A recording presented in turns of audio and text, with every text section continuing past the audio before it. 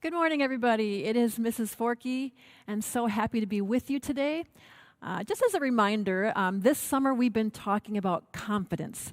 And when you know how much God loves you and how He's always with you, you can take on any challenge that is in front of you. And last week, Mrs. Ryan talked to you about the story of Jesus walking on the water and how Peter wanted to walk out to Jesus on the water. And he had confidence at first, and he trusted God at first.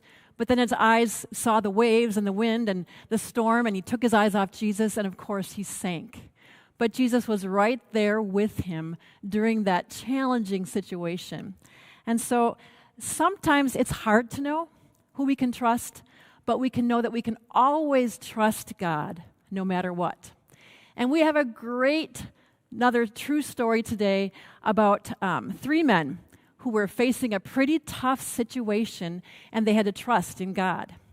Now, if you can notice, I have these jars in front of me. These are my sound jars, which I'm going to use to help tell the story.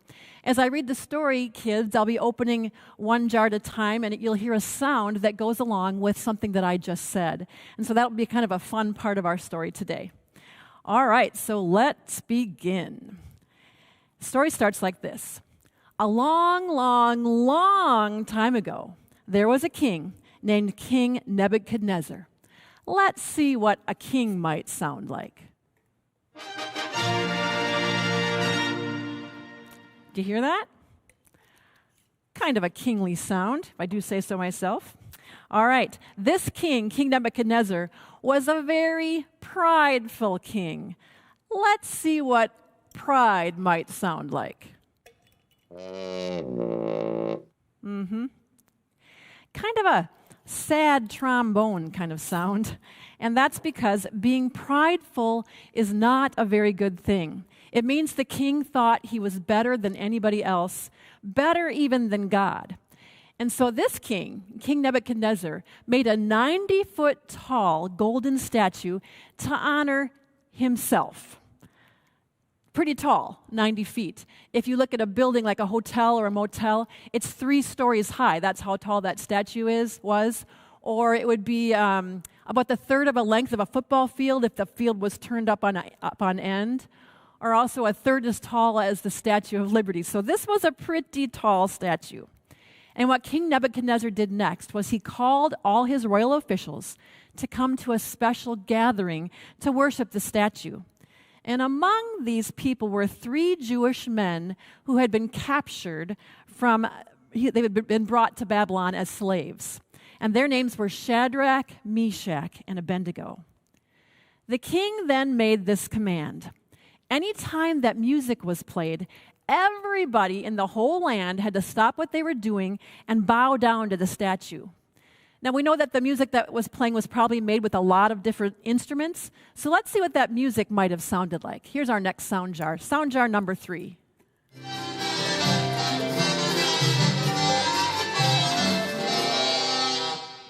Did you hear that music playing? That's the music that the people heard. And like I said, they immediately had to bow down to that statue. Now, next, the king said anyone who didn't bow down to the statue would be thrown into a blazing hot, fiery furnace. Yikes. Let's see what that might sound like. Here we go with sound jar number 4. Did you hear that? Kind of maybe sounded like a bonfire to remind us of that blazing hot, fiery furnace.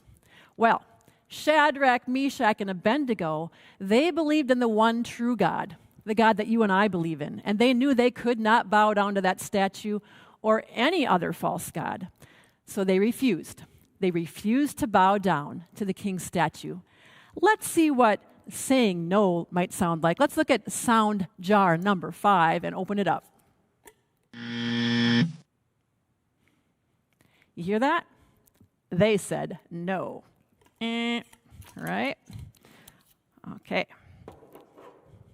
Now, when the king's advisors, when the king found out that he found out from his advisors, they came running to him and told on Shadrach, Meshach, and Abednego, let's go to our next sound jar and see what that might have sounded like. They're tattling on the 3 men.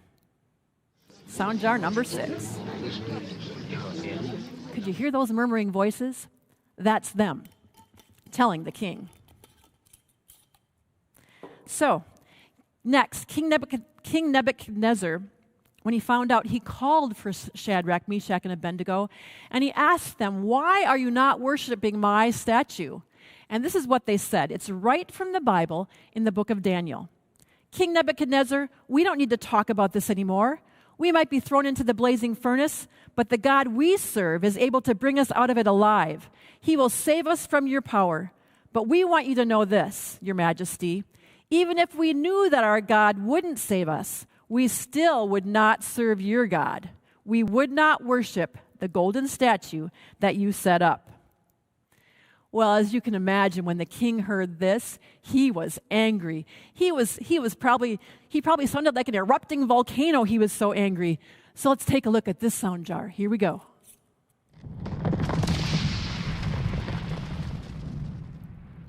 Do you hear that? Volcano sounding, right?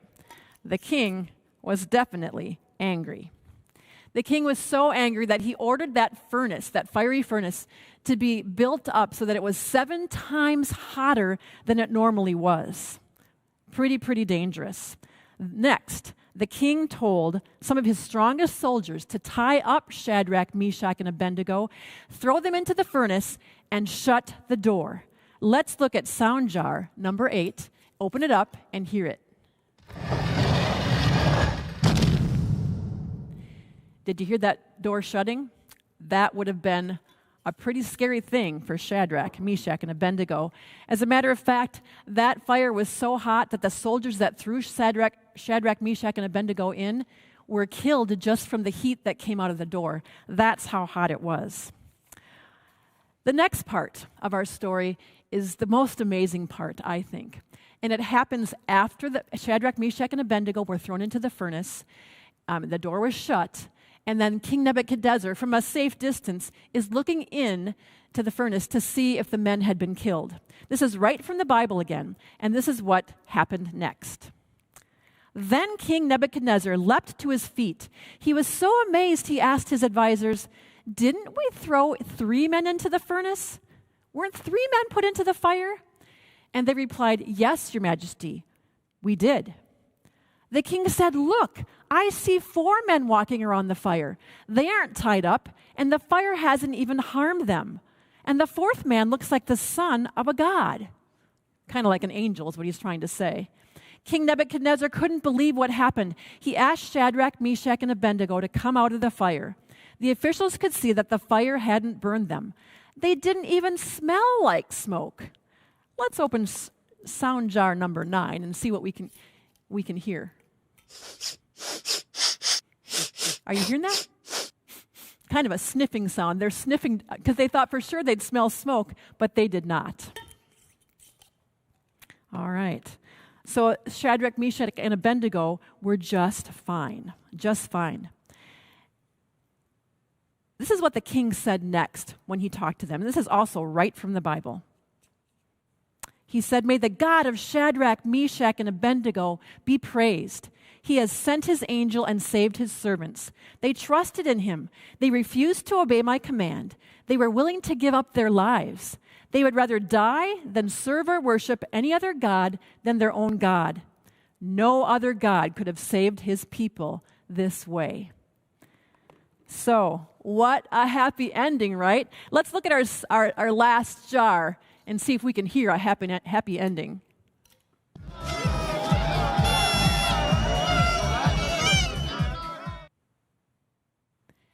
Did you hear that? Pretty happy party sounds, right? All right. And it was a great ending because the king honored Shadrach, Meshach, and Abednego by giving them higher jobs, better jobs in his kingdom.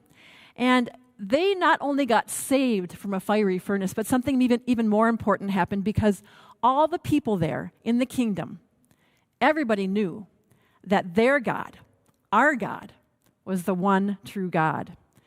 Shadrach, Meshach, and Abednego knew they could trust God even in that scary situation. God was with them in the fire. They put their trust in God, and they had confidence to face the challenges that were in front of them. And you and I, we too are going to have challenges and hard times in our lives, and we can also trust in God during those times. And we'll talk about those in just a little bit. But first, I want you to watch the So-and-So Show guys and see how they tell the story of Shadrach, Meshach, and Abednego and what they have to tell us about facing life's challenges and trusting in God. So let's watch that right now.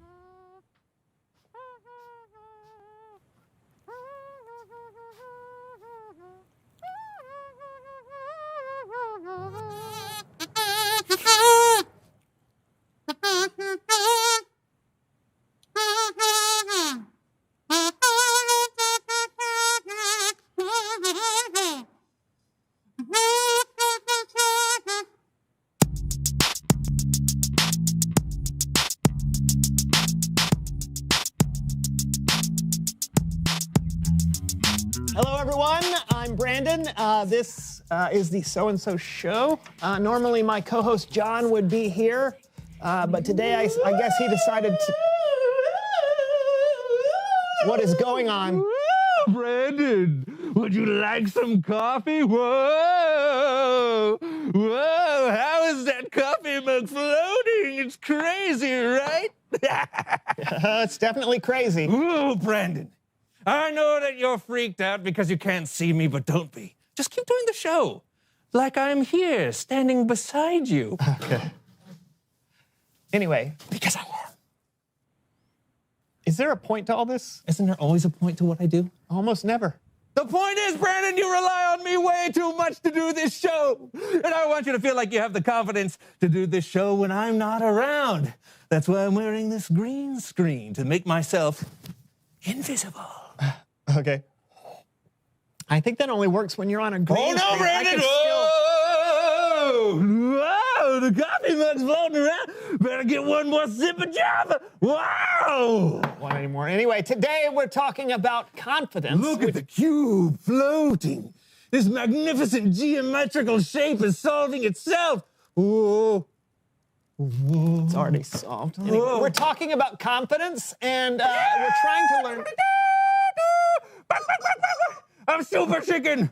Look at me, I'm super chicken. We're trying to learn how to see ourselves the way God sees us. See ourselves, see me? Oh, how did my head just show up? How did my head just show up? Oh, no, it's blocking you. Yeah. It's floating. Say, I thought I was trying to learn how to do the show by myself. We can trust God. Say no more. Okay. Give me a second. Wish it worked. Yeah, hold on. All right. With my zippers down my shirt. Oh, boy. Shh. Here we go. Okay, go. Thank you. Today on the show, we're talking about confidence. I'm sorry. I can't do it, man. I thought I could just stand here silently doing nothing, but you know what? I can't do that to you, pal. I just can't. Let's play a game. Okay, but what kind of game could we possibly play when I can't even see you? Oh, right. A simple one, mayhaps. For instance, how many fingers am I holding up? To trust in God. How many fingers am I holding up? Ready? 3. You're holding up 3 fingers. How about now? 1, How about now? 4, 6, 0. Okay, this is too easy. Let's play a different game. Let's play Marco Polo. Marco Polo. You know how to play Marco Polo. You will say Marco, and I will say Polo. Then you'll have to locate me just by the sound of my voice. Ooh, ooh, ooh, ooh, ooh. Ready?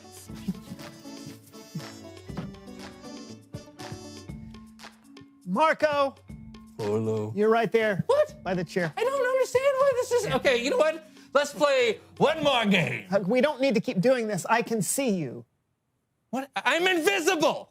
If I'm not invisible, what's the point of me coming out here wearing this spandex suit? I don't know, silly sight gag. I don't do silly sight gags. I'm serious, man. Dodgeball. Are you sure about this? No? Are you sure about this, John? You can't hit me. I'm invisible. Oh, Ooh. Are you okay? I'm fine. I'm fine. Could have been a lot worse. How's that? Oh, yeah, oh, that. It's Bible story time with Kellen. Oh.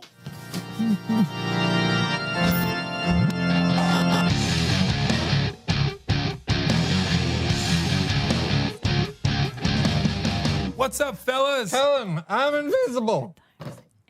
Sorry, he might be concussed. What are we talking about today, Kellen? Today's story is about 3 guys who went through something terrifying, but... Shadrach, Meshach, and Abednego. What? 3 ordinary men who had the confidence to stand up for what they believed. What is happening right now? We'll hear their story today on Behind the Bible.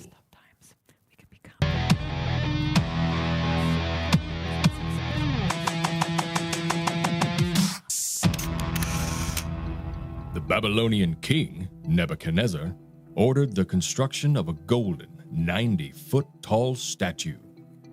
Oh, yeah. I love that statue. I remember thinking one day, I wonder if I could get a 90-foot gold statue made. And my officials was like, sure. I mean, let me tell you, it's good to be the king. Okay, to be clear, King Nebuchadnezzar never gave any on-camera interviews. He lived hundreds of years ago before cameras were even invented. Hey, Yes? this will go a lot faster if you let me do the narrating. Okay. Thank you.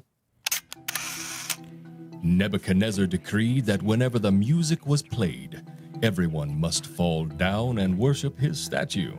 Anyone who disobeyed this command would be thrown into a blazing furnace. Okay, look, it seemed like a good idea at the time.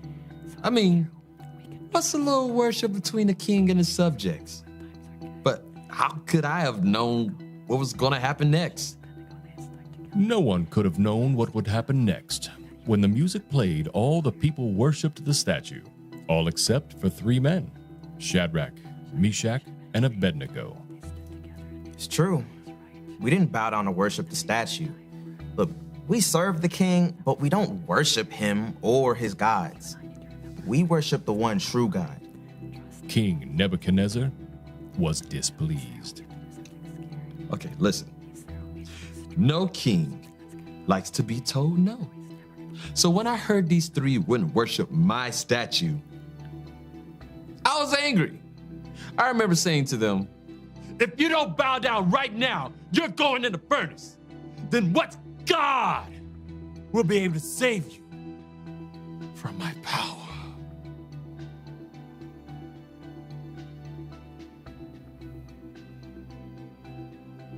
Yeah, I was in a good place. Look, we weren't gonna worship the statue, no matter what. So we said to the king, we might be thrown into the blazing furnace, but the God that we serve is able to bring us out of it alive. We want you to know this, Your Majesty. Even if we knew that our God wouldn't save us, we still wouldn't serve your gods. We wouldn't worship the gold statue that you set up. I was so mad, like so mad. I ordered that the furnace be heated 7 times hotter than normal. And then I had some of my strongest soldiers to tie up Shadrach, Meshach, and Abednego and throw them into the furnace. The fire was so hot, the soldiers who threw Shadrach, Meshach, and Abednego into the furnace were burned up. But that wasn't the end of the story. It sure wasn't. King Nebuchadnezzar looked into the furnace, and instead of seeing the 3 tied up men, he saw 4 men, and they were walking around. Who was the 4th man in the furnace? Was it a ghost, an angel sent from heaven, maybe even Jesus himself? We don't know for sure. But what we do know is that Shadrach, Meshach, and Abednego came out of the fire unharmed. The ropes that were tied around us, they burned up.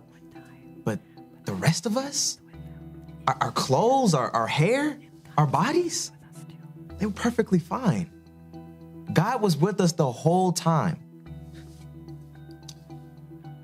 Clearly, I was wrong about the whole statue thing. I mean, their God was the Most High God. So I gave Shadrach, Meshach, and Abednego very high positions in the city.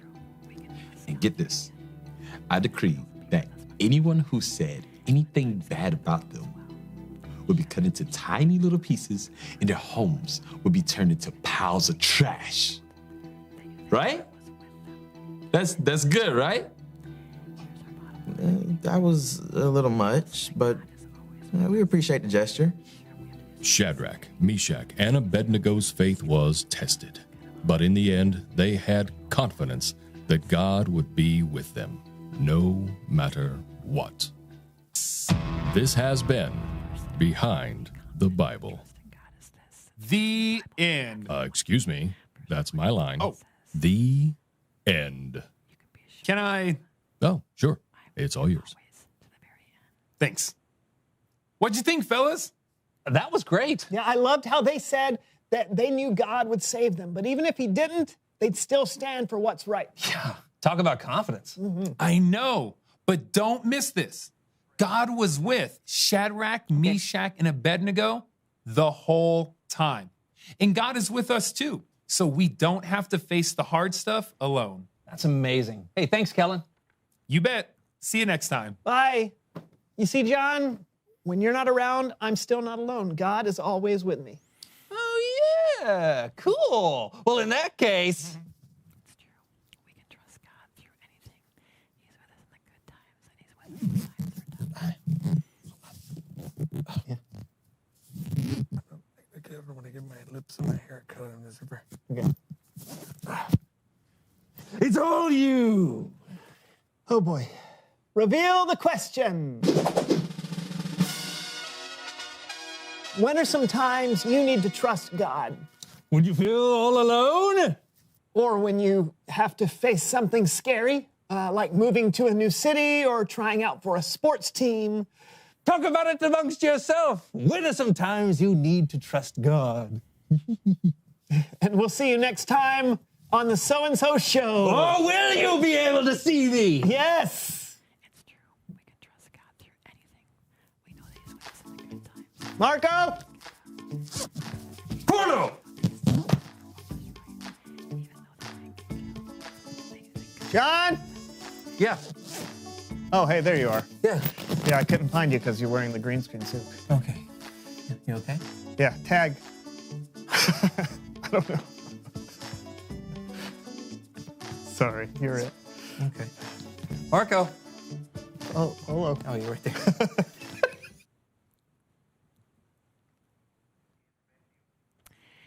So it's true. It's very true. We can trust God through anything. He's with us when times are good, and he's with us when times get tough.